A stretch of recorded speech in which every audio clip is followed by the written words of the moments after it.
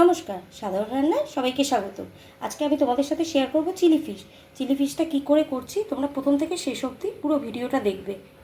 নমস্কার, সাধারণ রান্নায় সবাইকে স্বাগত। আজকে আমি তোমাদের সাথে একটা অন্যরকম রেসিপি শেয়ার করতে চলেছি। বাড়িতে তো সবাই মাছের ঝোল খাও, বাঙালির সবথেকে প্রিয় হচ্ছে মাছ, এর থেকে আর বড় কী আছে। আজকে আমি তোমাদের মাছের উপরেই একটা দারুণ রেসিপি করে দেখাবো।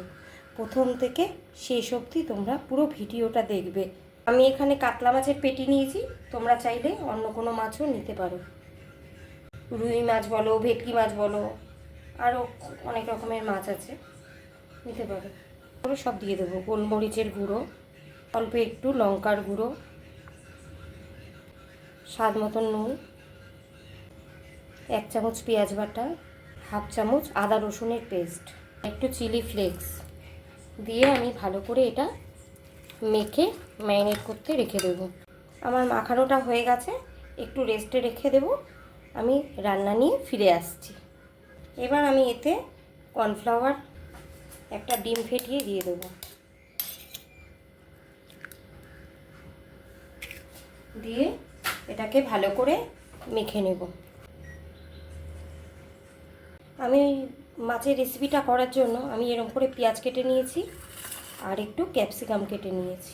এই তেলটা সাদা তেলে রান্না করব। কড়াইতে সাদা তেল দিয়ে দিলাম। কড়াইতে তেল দিয়ে দিয়েছি, তেলটা গরম হওয়ার জন্য মাছটাকে আমি ম্যারিনেট করে রেখেছিলাম মাখিয়ে, সেই মাছটাকে আমি একটা একটা করে দিয়ে ভেজে নেব। এবার আমি উল্টে দেব, আস্তে আস্তে উল্টাতে হবে।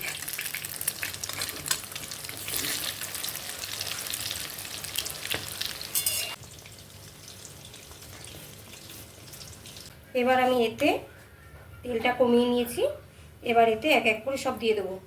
পেঁয়াজ বাটা, আদা রসুনের পেস্ট 1 চামচ,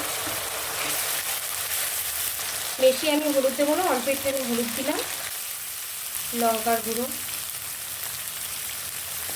একে ভাজবো না, এর মশলার মধ্যেই কষাবো। ক্যাপসিকামটা এখন দেবো না, পরে দেবো। ভালো আনার জন্য কাশ্মীরি লঙ্কার গুঁড়ো, ক্যাপসিকামটা দিয়ে দেবো।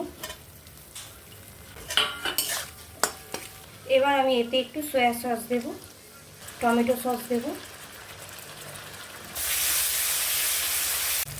এবার আমি এতে মাছটা যে করে রেখেছিলাম এই মাছটা দিয়ে দিলাম, দিয়ে ভালো করে নাড়াচাড়া করব। আমার রেসিপিটি রেডি হয়ে গেছে, কমপ্লিট হয়ে গেছে। এবার আমি নামিয়ে দেব। আমার রেসিপিটি হয়ে গেছে। রান্নাটা তোমাদের কেমন লাগলো আমাকে প্লিজ জানিও। আজকের মতন এইটুকুনি, টাটা।